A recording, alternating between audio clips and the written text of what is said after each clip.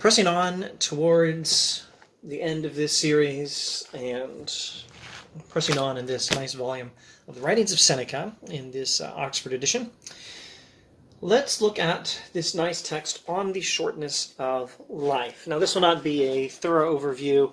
I'm not even going to try to summarize the book as such, but I can give you a few pointers. The number of our days is determined, says Seneca. There's a day when you're going to die, and that day has already been set. Life, however, is long enough if we use our time well.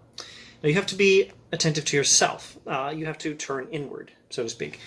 Pay attention to your own soul and cultivate virtue therein. That's the Stoic priority. Busyness with external things, money, power, fame, physical pleasures, busyness with external things makes our lives too short. Life is longest when it belongs to us. We must not lose ourselves in the busyness of life, and the study of philosophy helps to restore us to ourselves. So, life is too short only if we are wasting life paying attention to things that don't matter.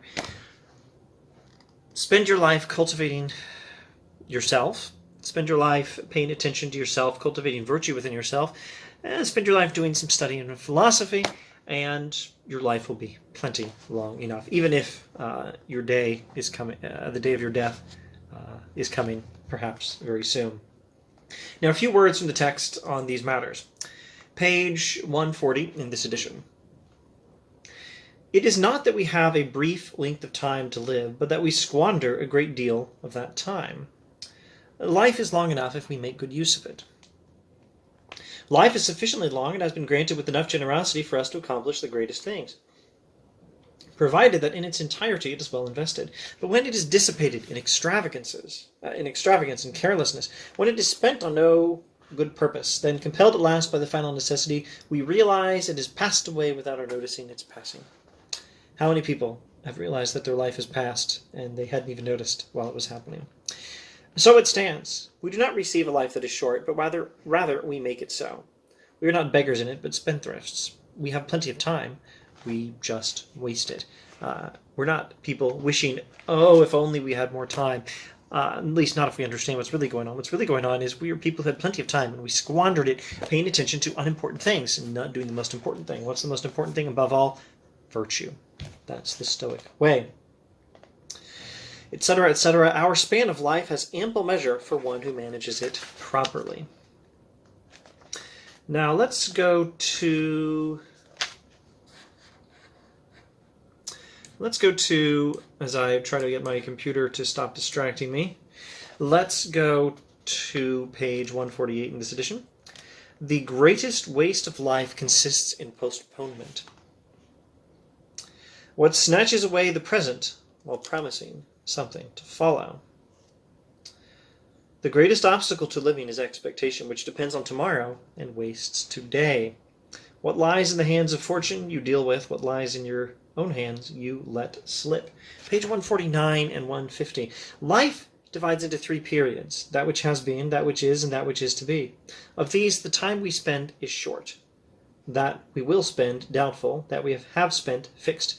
There's three components of life: that which has happened, that which is going to happen, and that which is happening. We don't know much about what's going to happen, and what has happened has happened. It's fixed. Can't fix it now. The time we currently spend is short. That we will spend, doubtful. That we have spent, fixed.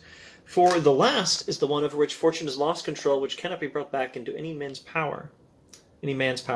Men busy with other things lose this. Don't lose the past by wasting the present, by being busy about various things that are less important, things under the control of fortune in particular. Spend the present cultivating virtue, and then the past is something fortune will no longer be able to take away from you. You've already surrendered to fortune if you've wasted your present. If you've wasted your present chasing things under the control of fortune rather than being virtuous, cultivating the virtues,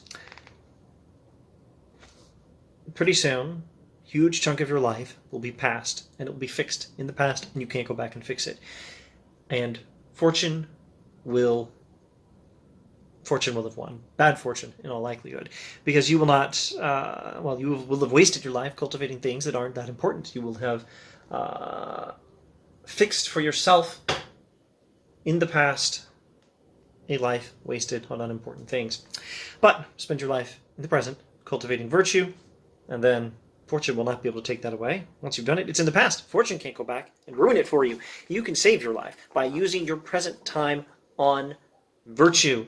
And then, once it's in the past, it's safe. Nothing can take it away from you.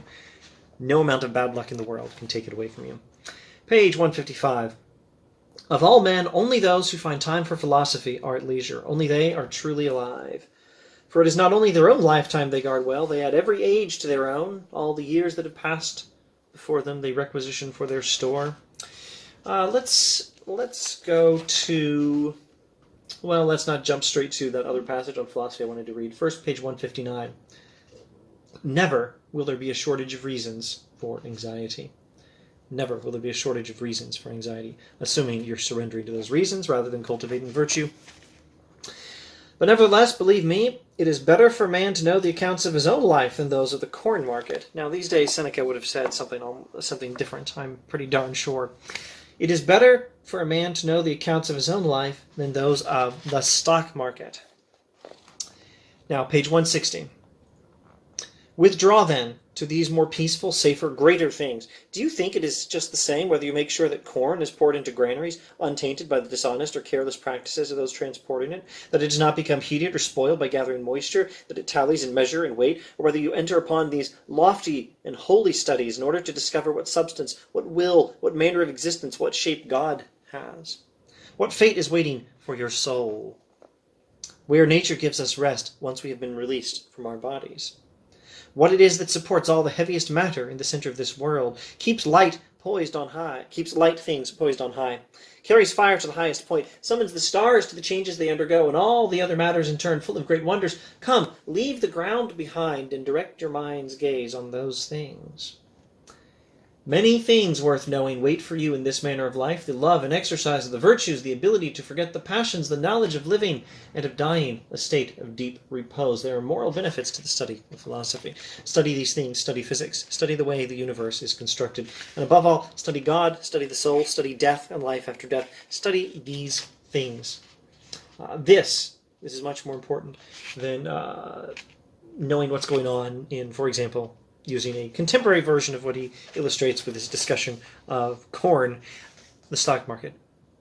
Knowing your stock portfolio is not nearly as important as knowing God, the soul, the nature of the universe, and death and life after death. These things are much, much more important. Spend your life on these things. That's what really matters. Okay, that's all. Just a few pointers on The Shortness of Life by Seneca. And I don't want to make any promises, but I'll probably do at least one more video. There's still a good chunk of this text, a good chunk of 3 texts in this book remaining that I've not covered in this series, and I'm likely to keep going. Perhaps I will see you then. Thanks for watching.